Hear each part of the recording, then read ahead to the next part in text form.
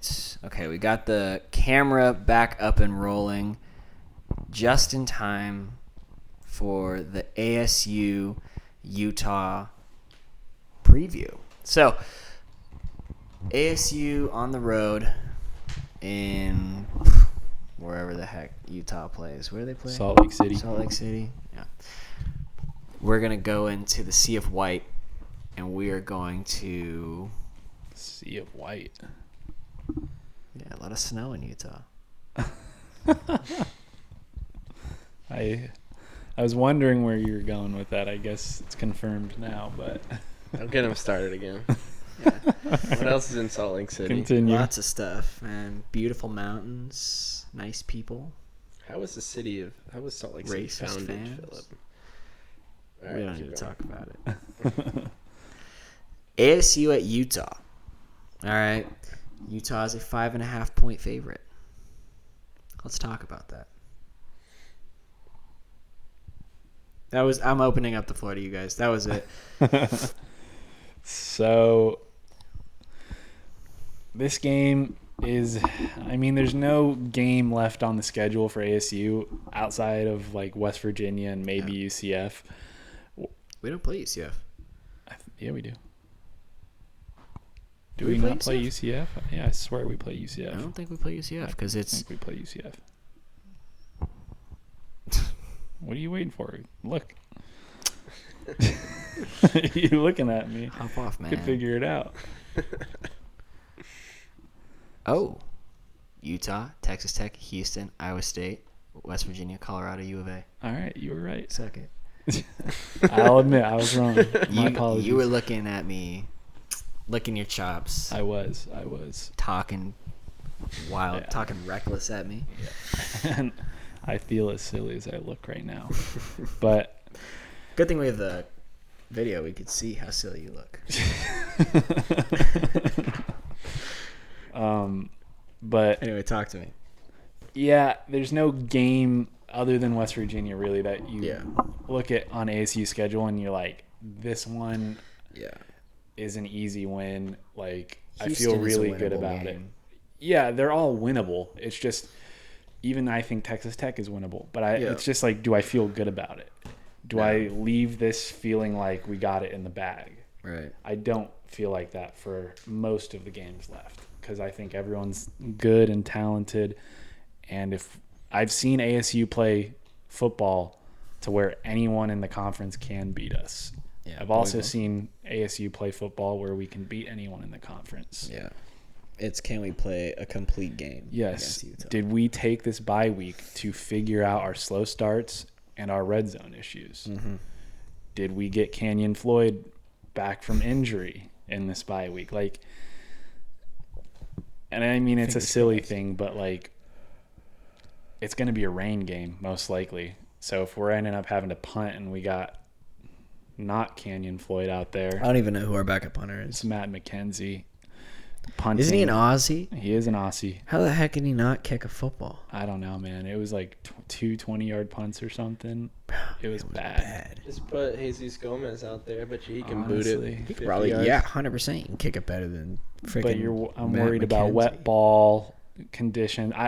We don't know how the weather is Yeah. going Why to don't we play. just Well, I mean, don't- the why don't we last time don't we punt? played, the last True, time we that's played the Utah goal. in a rain game was Jaden Daniels' freshman year, It and was they a beat us 21-3. Ferocious game. And I think Jaden Daniels had like two completions. Yeah, it was bad. He was like 2 for 18 at one point.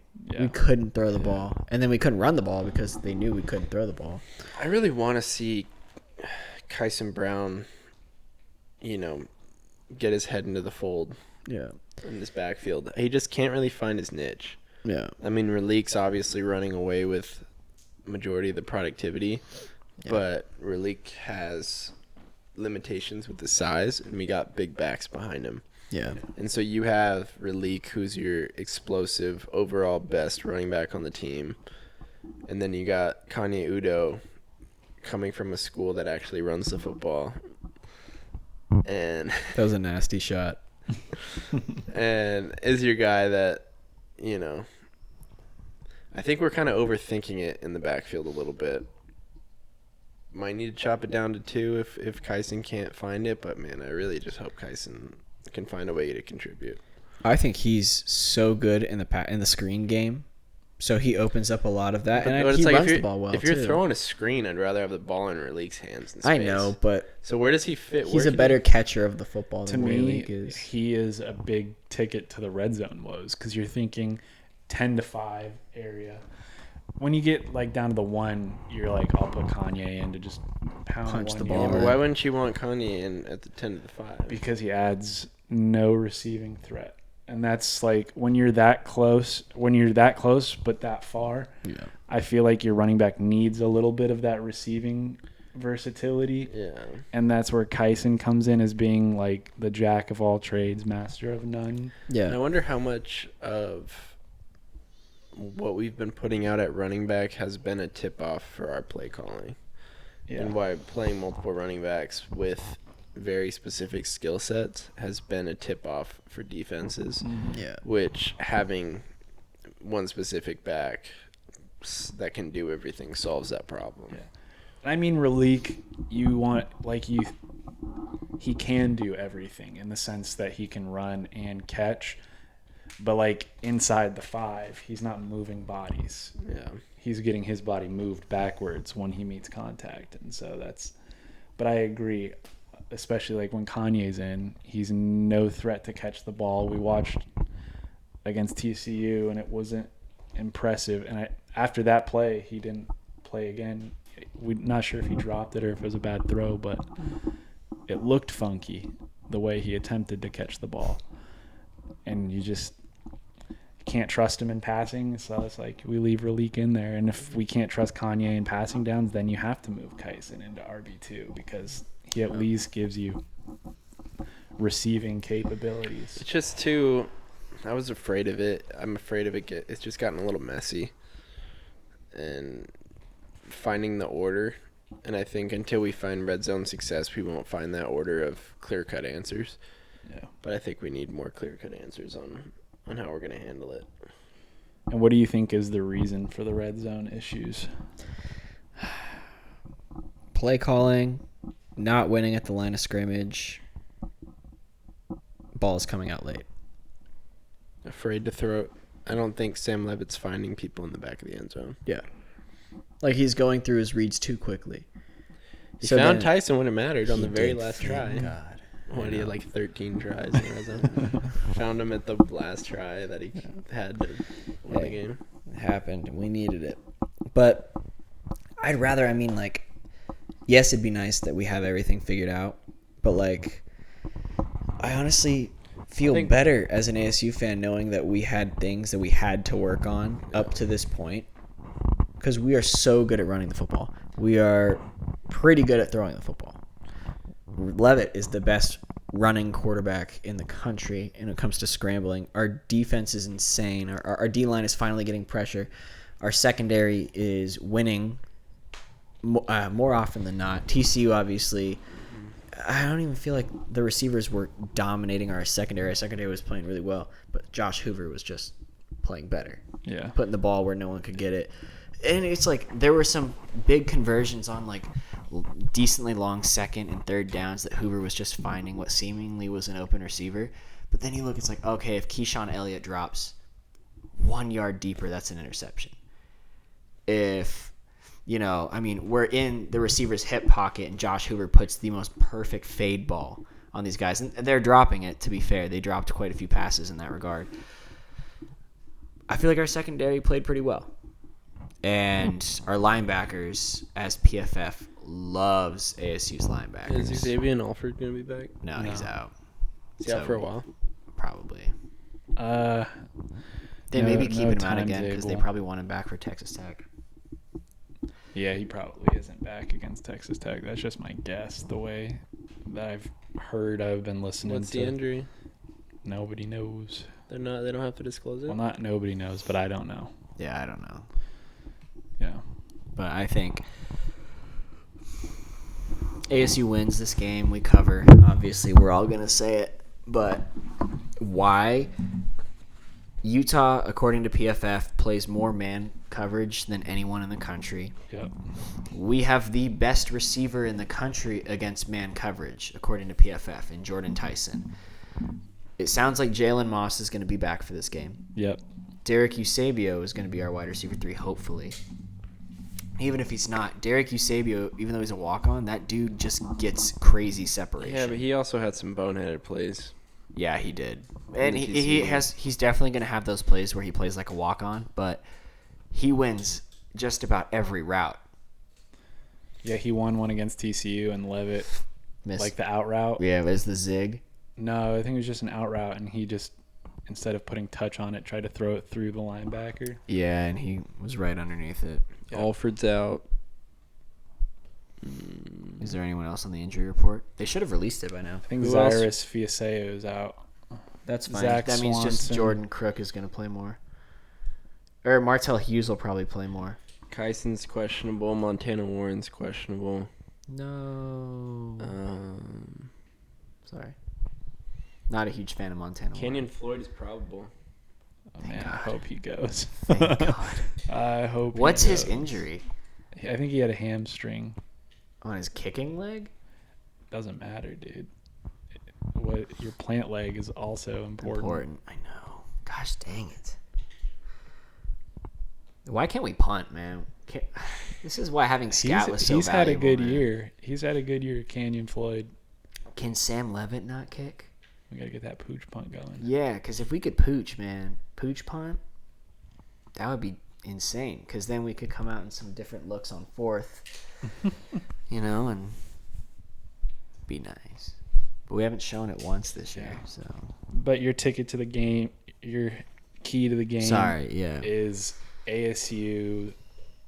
Our one-on-one. offense one-on-one versus their defense. Because if they bring the house, right, and it's just hat on a hat, 5-on-5 receivers, right, or we'll say pass catchers, right, even if we bring a running back into block and they blitz 7 and you have a free rusher, I will take Sam Leavitt's legs over whoever their free rusher is. Yeah. Every single time.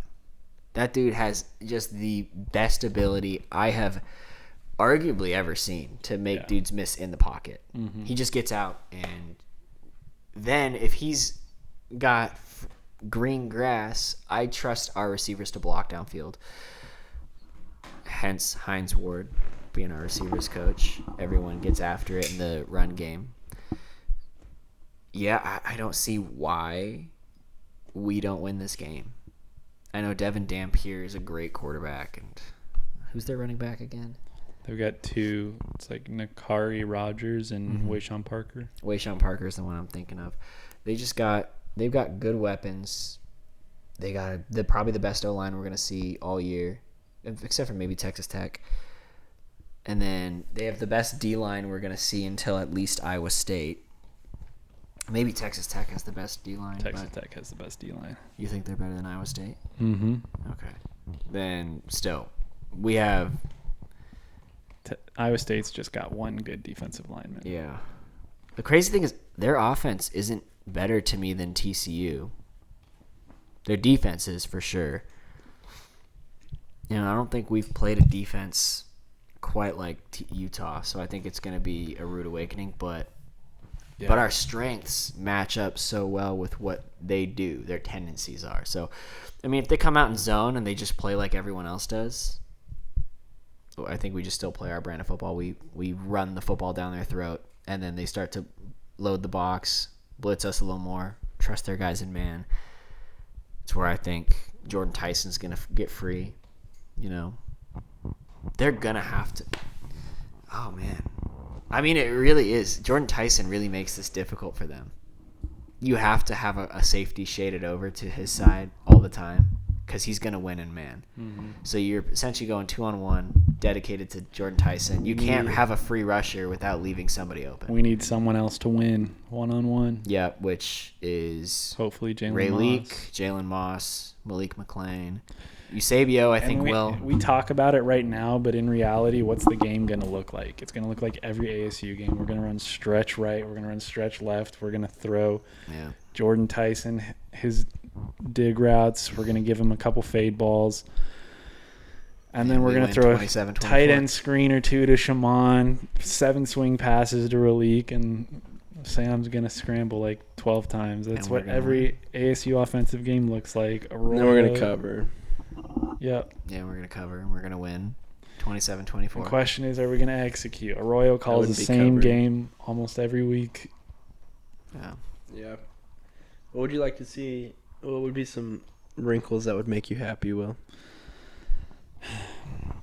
That's the big question, I guess. It's A little more creativity in the play calling department. He has had, and well, I don't want to just sit and criticize Arroyo. I guess that is kind of what I was doing. But, like, there have been opportunities for other guys to step up, and either Sam has missed them, he hasn't found them, or they have not executed, either by not getting open or dropping the open pass. I'd like to see Jaren Hamilton not just be used as a burner, but get him the ball in space, whether it's get him involved on some of these tunnel screens or get him on these fly sweeps that you're getting to Eusebio. I actually think he might get some more playing time, especially if they're going to play a lot of man. He's kind of a matchup nightmare with Jordyn Tyson. I mean, if you have Jordyn Tyson on one side, Jaren Hamilton should be on the other, because then he's a burner. He'll beat whoever he's playing one-on-one. I think the keys are, okay, how can Sam Leavitt get comfortable with doing the simple things and not just be, oh, Tyson's my first read. If he's not there, I got to run around. Yeah. How does he needs to get rapport with, like, for us to be serious at the end of the year, there's got to be other guys stepping up. Is it Jaren Hamilton? Is it Eusebio? Is it Moss? Is it McLean? Like, someone's got to separate. Same thing with the backs, too. One of the guys, Tyson or Udo, has to separate, and they have to affect the game. Like, Relik's going to affect the game. Tyson's obviously going to affect the game. You got to give Sam some help. I think he needs to be calmed down. I think he had Xavier Alford, or not Cam Scottaboo. No. He had Xavier Guillory. Guillory, yeah. Yeah, he had Xavier Guillory last year, and Melquan Stovall helped calm him down. Even after Tyson was there, he had some continuity. Then obviously having Cam Scottaboo back there, and he didn't look as sporadic. And so he just needs to be able to trust his guys more. I don't know exactly how you solve that. I just want to see some other guys affect the game. I want you to look at the box score and see, obviously Tyson had a big game, but you got 60 from him. You got 4 catches for 30 from him. Just some more of that. Spread it around. It's all Jordyn Tyson, Shaban Mateer, and Relik Brown. That's it. Those are the only guys who catch passes for us. Mateer targets feel forced too. Yeah. I feel like we're trying. Last week, it finally felt like the first time he got the ball in space. Like, he had a couple out routes to the sticks where he was just like, Sam was rolling out, and then there was Mateer just sitting there open at like 8 yards, and he catches it, goes out of bounds. All the big plays are just one read. Oh, Tyson's going to toast his guy. Like, I want to see Sam get through his progressions, be able to find these guys. Guys get racked.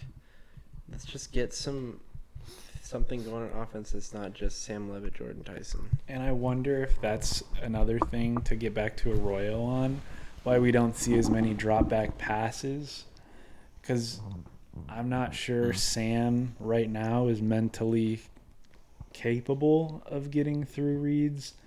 It seems like almost all of our passing game is quick screens and play action, and it like flows together, but we don't see Sam drop back and have a full field read given to him. And it seems like when he does, that's a lot for him to digest, and I don't know that he's trusting it.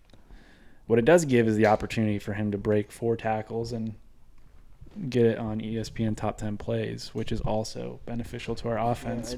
We really got to. I feel like the more that happens, the more we're going to end up, God forbid, another big hit to him like he had last year. It's just not sustainable football. No. It can win you games so long as he stays healthy. I think the PFF guys kind of got it spot on in talking about Sam Leavitt. They're like, he's like Josh Allen in the sense of, like, Josh Allen can go make the play with his legs, but you don't want him to just resort to that. Win the game with your arm, win the game on the ground with the run game with James Cook. And then there are going to be those games like against the Ravens, or if they play the Lions, or the Chiefs, where it's like, okay, now we need Josh Allen to step up and make those plays.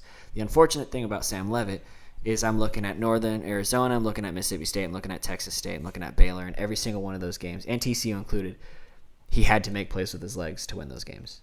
Now, I mean, he didn't have to against Texas State or NAU, but he did. And then Mississippi State, he didn't really run the ball. Hey, if he's going to break it for 60 or 70 and not get touched, great. I don't care. It. If you're going to have space, if you're going to drop back and you're going to see, some too high safety and some Tampa look with deep drops from linebackers, and you're going to, break the pocket, get 8 yards and slide. Yeah. Do it every time. But when you're breaking tackles, that's not NFL quarterback play. Right. I hear that. Yeah, and I think he's got a lot to work on before, at least in terms of being a pure passer of the football, before he gets to NFL talks. But he's certainly got all the talent in the world to be an NFL quarterback. 100%. I'd love to see him in an Arizona Cardinal uniform next season. Or the following year if he decides to stay one more. Yeah. That'd be great. But, yeah. I all in all, I think ASU has our strengths match up well with what their tendencies are. Defensively, I think we have what it takes to contain Devin Dampier. My fear is them running the football against us. This is the best running team we've faced so far. So that will be interesting. But yeah, I think Brian Ward's up to the challenge, ASU's defensive coordinator. And so, yeah, I mean, I'd like to see how Prince Dorba comes out after a huge performance against TCU. I mean, 4 tackles for loss and 3 sacks. The game-winning strip sack that put us in field goal range that ultimately led to the ultimate game-winning kick. But yeah, he had a huge game. Martell Hughes had a huge game, had a pick, the game-sealing interception, as well as he almost had another interception that would have put us in position that Dorba put us in. And then, oh man, what else? Who else had a great game? Jordan Crook had a great game. Miles Rouser had a great game. Keyshawn Elliott had a great game. I'd like to see more from Clayton Smith, but we all do. Yeah, I know. He had a great game against Baylor, but he had a great game against Baylor. Dorba had a great game against TCU. I'd love to see that kind of dynamic where it's like, okay, one guy has a great game, and then one team puts a little more emphasis on that guy, and then boom, next guy has a great game. And that'd be great. But our linebackers are so good. I mean, dude. There's not many teams in the country that have a defense that is complete as ASU. And we're so lucky to have it. Because even when we're down in a game like Mississippi State, where we go down big 17-0, and the reason we're down 17-0 isn't because the defense is just getting outmatched. It's because one guy makes a huge play, or it's a blown coverage or whatever, and 2 plays result in 14 points, and we're down 17-0. And against TCU, where Josh Hoover's just spinning that football around the yard and we can't do anything, we still have a chance because our defense keeps us in it. So I don't think Utah's offense is nearly as good as TCU's. Their quarterback is not as good as Josh. Josh Hoover's the best quarterback in the Big 12. I don't think we're going to have as much trouble with their offense as we had against TCU. And that's because their receivers aren't as good as TCU's or Baylor's. Their quarterback isn't as good as TCU's. Their O-line is better, so we'll struggle to get pressure. They'll run the ball better than both those teams did. So I think if we dedicate more of our defensive guys to stopping the run, we can handle them in coverage. And I'll put my stamp of approval on that. I think we could play. If we played a complete football game, we beat them by 3 scores. Wow. I think we have that capability. I am still waiting on us to do it. Because think about it, like Utah struggled against Texas Tech, which Texas Tech has a great defense, but so do we. So we have the same level of defensive ability to do that to Utah at their place. And it's a rain game, so it's already going to be harder to throw the football. Our guys in coverage are as good, if not better, than Texas Tech. They may have a better D-line. They do have a better D-line. They do have a better D-line. But still, I think we have everything necessary defensively to completely stop Utah in their tracks. And offensively, we have the weapons, or we have a trump card in Jordyn Tyson, and he's our wild card. He's the one who gets it done. And then Rayleigh Brown, if we can get the ground game going at all against Utah, and the defense plays their brand of football, this game's not going to be close. Yeah. I hope so. So I'm going to take ASU to win and cover. I agree. That being said, I want to say the things I'm nervous about. One is the weather. I'm nervous about the weather. Fair. I'm nervous about the rain. I'm nervous about the environment, for two. We did not handle the first tough environment that we played in very well. So I'm hoping that we do better this game. 3, I'm nervous about our red zone offense because this is the best defense we've seen. So I think moving the ball and running the ball is going to be a lot more difficult in this game.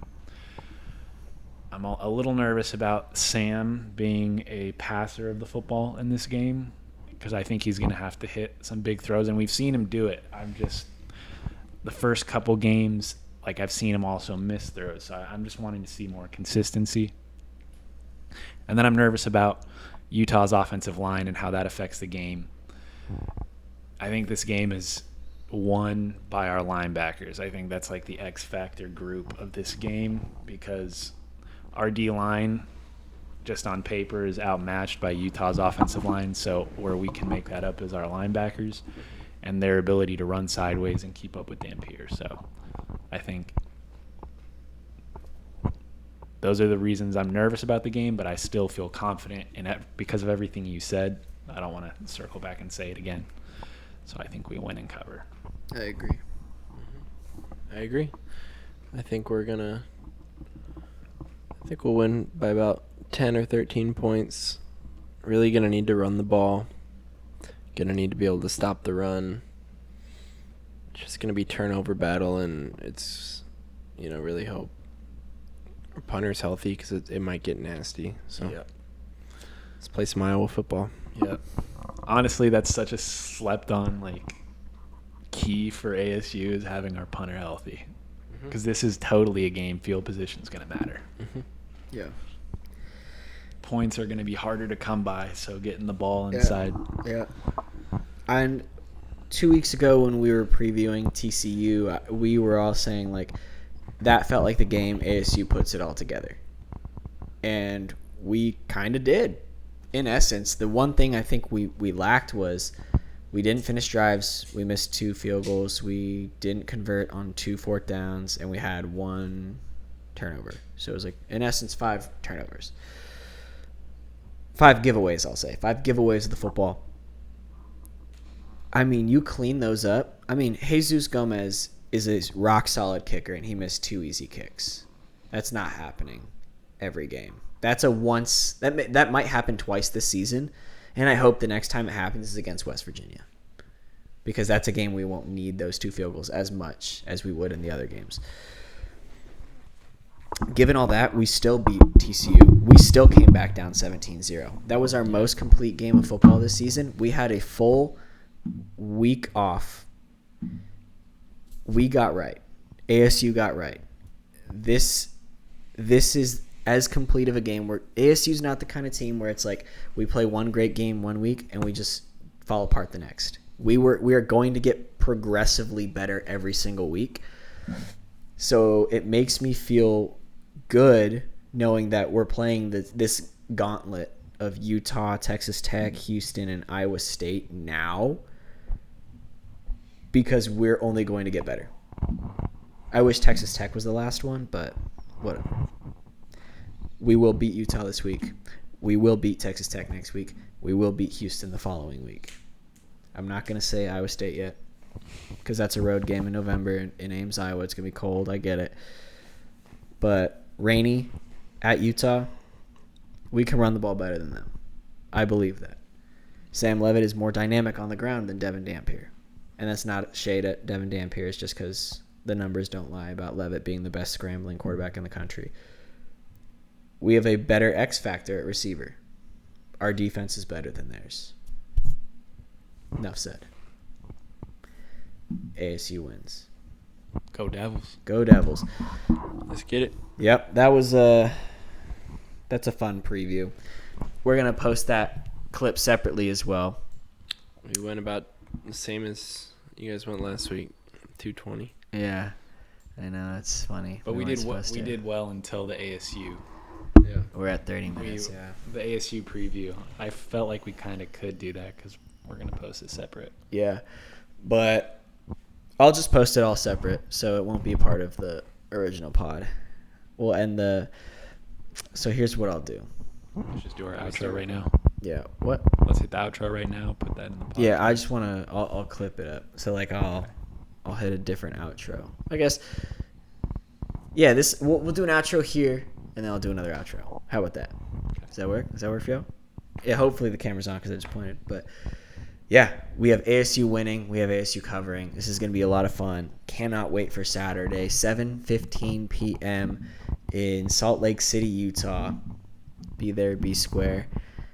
But yeah, let's have a week, fellas. All right, and then hope you guys enjoyed this video. This is just a quick preview. Not quick, it's like half an hour, but a preview of ASU because that's the team we know the most about, given the fact that we are all ASU fans. So. Yeah, looking forward to this weekend. It's gonna be a lot of fun, and yeah, we're definitely gonna talk. Oh my gosh, we have to record next week. It's Texas Tech week. We have to. I don't care how we do it. We have to get something. Yeah, it's just a game preview. And I won't be there.